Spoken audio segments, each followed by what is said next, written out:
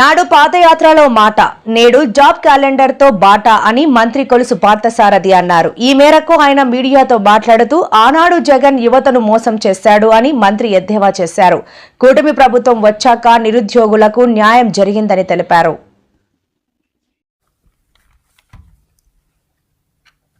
జగన్మోహన్ రెడ్డి గారి సమయంలో హిందువుల మనోభావాలు దెబ్బతిన్నట్లు ఈ స్వతంత్ర భారతదేశంలో ఎప్పుడూ కూడా హిందువుల మనోభావాలు దెబ్బతినలేదని చెప్పేసి మనం చేస్తాను. నేను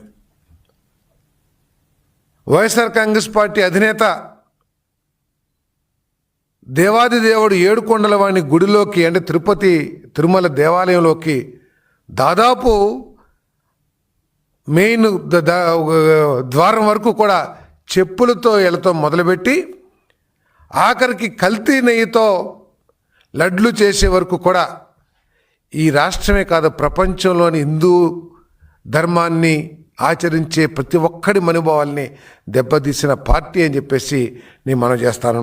ఈరోజు వాళ్ళు చెప్తారు ప్రతి ఒక్కసారి ఎంతసేపు నటన, హిందూ ధర్మం పట్ల హిందూ సాంప్రదాయాల పట్ల ఏదో గౌరవము భక్తి, ఆ సాంప్రదాయాల్ని గౌరవించే మనస్తత్వం ఉన్నట్లు చూపించుకోవటానికి ప్రయత్నం ఉంది తప్పితే ఆ సాంప్రదాయాల్ని ఆచరించడంలో మాత్రం ఎక్కడ 5 సంవత్సరాలు కాదు కదా వైఎస్ఆర్ కాంగ్రెస్ పార్టీ పుట్టిన కాడి నుంచి కూడా లేదనటం వాస్తవం చెప్పేసి కూడా నేను ఈ సందర్భంగా నేను మనం చేస్తాను.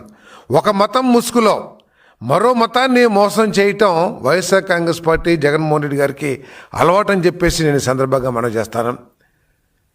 ఆయన ఏ పండుగైనా సరే ఆయనకి కోతవేటు దూరంలో ప్రముఖ దేవాలయాలు, రాష్ట్రంలోనే ప్రముఖ దేవాలయాలు వారి ఇంటికి కోతవేటు దూరంలో ఉంటాయి. కానీ ఏ రోజు కూడా పండగ సందర్భంగా గుడిని భగవంతుని దర్శించుకునే ప్రయత్నం కానీ లేతే హిందూ సాంప్రదాయాన్ని గౌరవించే ప్రయత్నం కానీ చేయరు. కానీ ఇంట్లో ఒక డ్రామా సెట్టింగ్ వేసేస్తారు. ఆయన కొంతమంది అసిస్టెంట్లు ఉంటారు.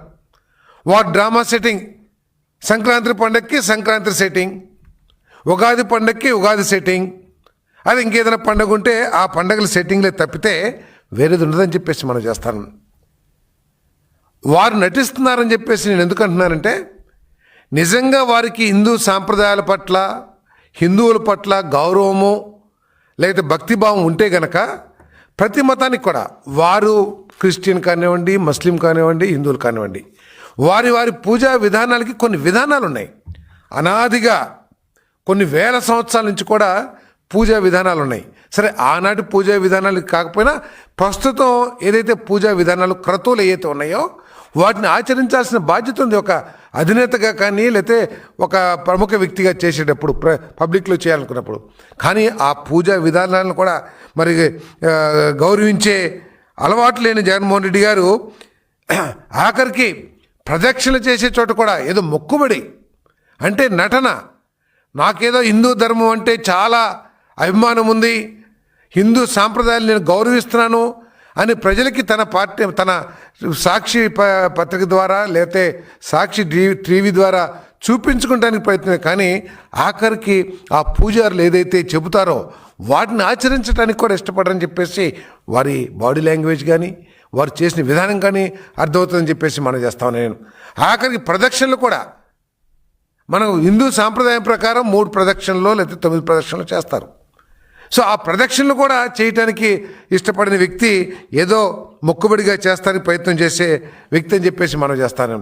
ఈరోజు హిందూ సాంప్రదాయం పట్ల ఎంతో గౌరవం ఉందని చూపించుకోవటానికి ఏదైతే తాపత్రయపడ్డారో అధికారంలో దేవాది దేవుడు ఆ దేవుడికి పట్టు వస్త్రాలు సమర్పించడం అంటే అది జన్మ తరించినట్లని చెప్పేసి ప్రతి హిందువు కానీ ప్రతి వ్యక్తి కూడా భావిస్తారని చెప్పేసి మనం చేస్తాను.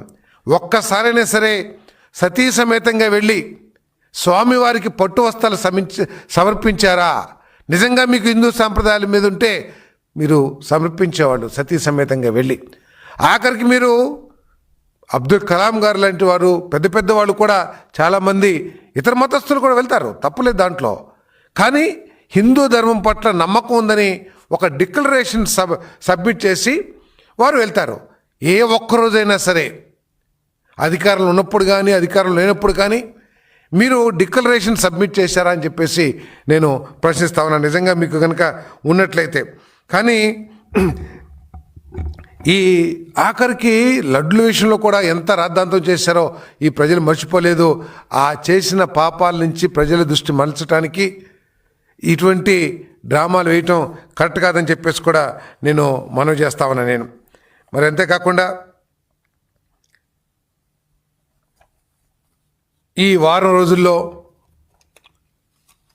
ఈ పర్వదినాల సందర్భంగా నిజమైన పండుగలు ఈ వారం 10 రోజుల్లో ఈ రాష్ట్ర ప్రజలు అనుభవించారని చెప్పేసి మనం చేస్తామని నేను నిజంగా ఉత్సాహంగా అన్ని వర్గాల ప్రజలు కూడా ఈ పర్వదినాల సమయం ఏదైతే ఉందో ఈ వారం 10 రోజుల్లో ఈ రాష్ట్రంలో ప్రజలకి జరిగిన మేలు కలిగించిన సంతోషం ఎప్పుడు కూడా కలగలేదంటే అతిశయోక్తి కాదని చెప్పేసి మనం చేస్తాను నేను.